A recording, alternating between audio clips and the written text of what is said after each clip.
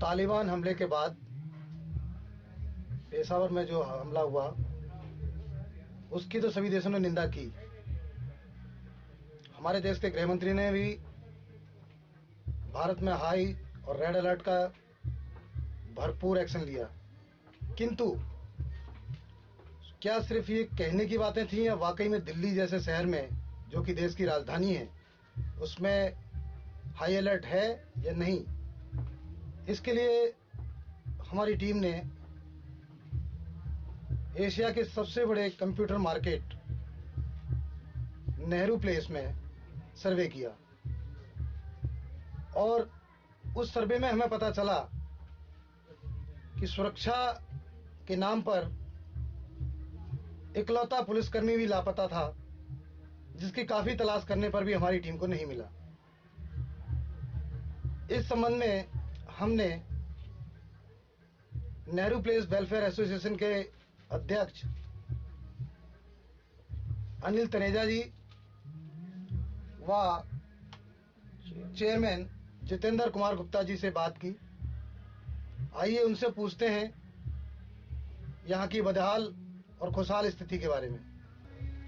आप बता सकते हैं कि आपके मार्केट में कहीं पर भी कोई भी पुलिसकर्मी क्यों नहीं है?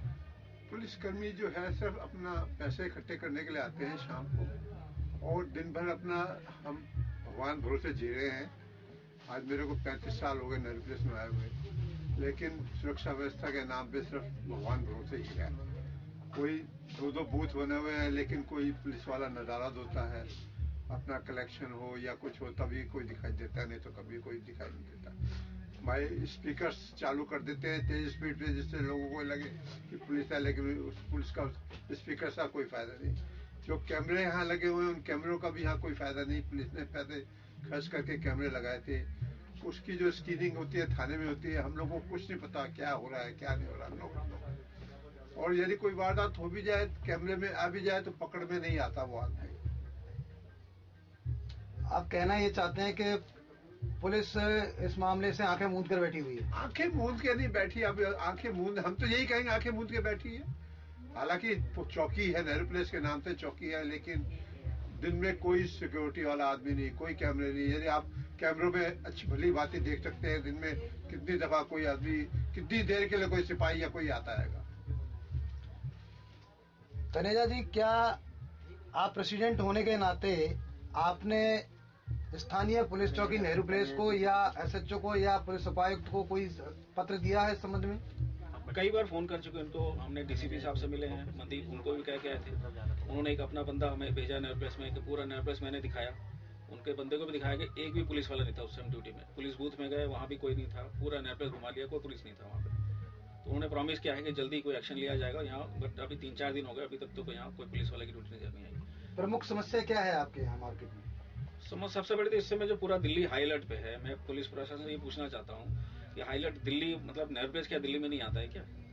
नेहरू प्लेस वाले कोई अलर्ट नहीं है। हमारा वार्ड सबसे ज्यादा लाखों करोड़ रुपया टैक्स देता है, बट हमारे को सिक्योरिटी नाम पे क्या मिल रहा है?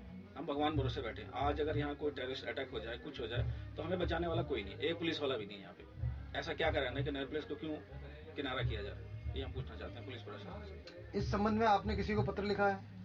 हमारी रेगुलर बातचीत होती है, डीसीपी साहब से मिलके आए पर्सनली, उनसे खूब हमारी इस बारे में डिस्कशन हुई। उन्होंने हमारे रिक्वेस्ट पे आदमी भेजा अपना देखने के लिए कि एक्चुअल पोजीशन क्या है। आया, दे जाके उस आदमी ने उनके पर्सनल स्टाफ ने जाके उनको रिपोर्ट भी करी है।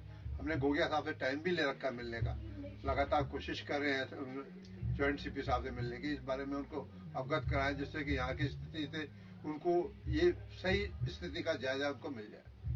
कल मिल के आए थे, हमने गोगिया साहब से मिले, टाइम नहीं मिल पाया था, बट उनको कंप्लेन दे के आए। रिटर्न में कंप्लेन है कि नेहरू प्लेस का जो हाल है, खुलेआम यहाँ पे ब्लू फिल्म सीढ़ियां बिक रही हैं। जो दिल्ली में रेप होते हैं तो उससे पहले ही कंट्रोल हो जाए। ब्लू फिल्म सीढ़ियां क्यों बिकवा रहे हैं? एक बंदा 10,000 रुपए देता है पुलिस वालों को।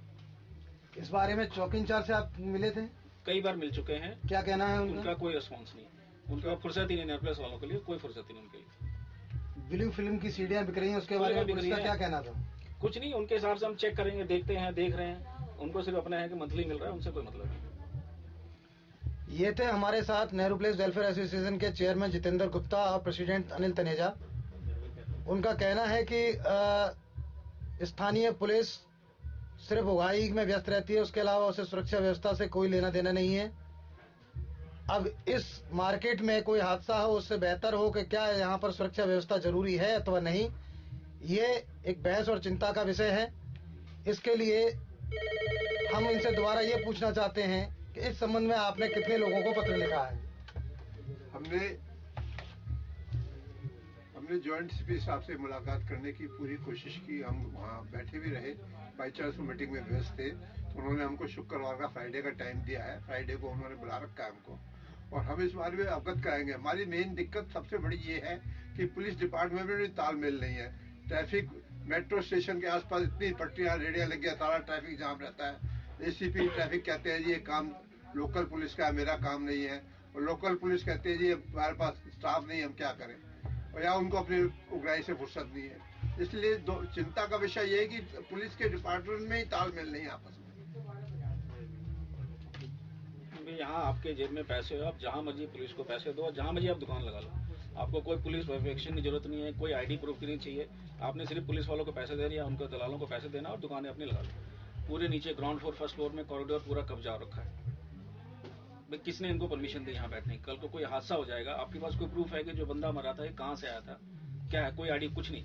कि उनको सिर्फ पुलिस वालों को महीना चाहिए, पैसे चाहिए, कोई सिक्योरिटी नेरपेस का मतलब नहीं। हमारे 50 बार कहने के बाद भी सिर्फ सुबह आई वाश किया जाता है, 1 घंटे के लिए पुलिस आता है, उनको हटाता है, 2 घंटे बाद दुकानें फिर लग जाती है।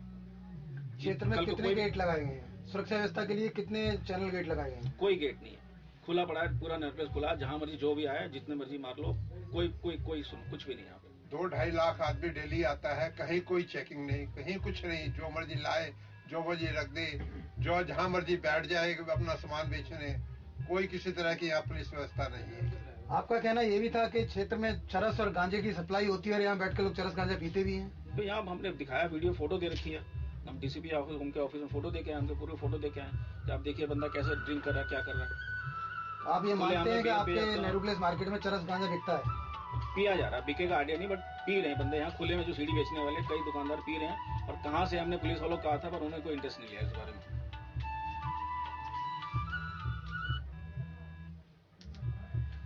चेयरमैन साहब, आप बताइए कि आपने इस संबंध में कभी उपराज्यपाल को कोई पत्र लिखा है? उपराज्यपाल का आपको मेल करते हैं, मेल का कभी आज तक कोई जवाब हमारे को नहीं मिला। मेल की कॉपी आप कहेंगे मेरे 3-4 साल से लगातार मिले जा रही है एलजी साहब को भी, लेकिन कोई हमें उसका जवाब नहीं मिल पा रहा। जैसा कि आप जानते हैं कि दिल्ली में राष्ट्रपति शासन होने की वजह से दिल्ली पुलिस की पूरी सुरक्षा व्यवस्था, दिल्ली पुलिस का पूरा कंट्रोल दिल्ली के उपराज्यपाल नजीब जंग साहब के पास है। मार्केट के चेयरमैन जितेंद्र गुप्ता साहब का कहना है कि इस संबंध में राज्यपाल निवास को भी कई मेल किए गए हैं, किंतु उपराज्यपाल निवास द्वारा भी किसी प्रकार का कोई इस पर कार्रवाई या संवेदनशीलता नहीं दिखाई गई है। यह है हमारी दिल्ली सरकार का कंट्रोल विभाग, और हम जानना चाहते हैं आगामी कड़ी में कि क्या दिल्ली के उपराज्यपाल महोदय और दिल्ली के पुलिस आयुक्त नेहरू प्लेस जैसे मार्केट को बचा पाएंगे किसी विस्फोट से अथवा किसी आतंकवादी संगठन के किए गए कृत्य से। न्यूज सर्किल के लिए जितेंद्र चतुर्वेदी।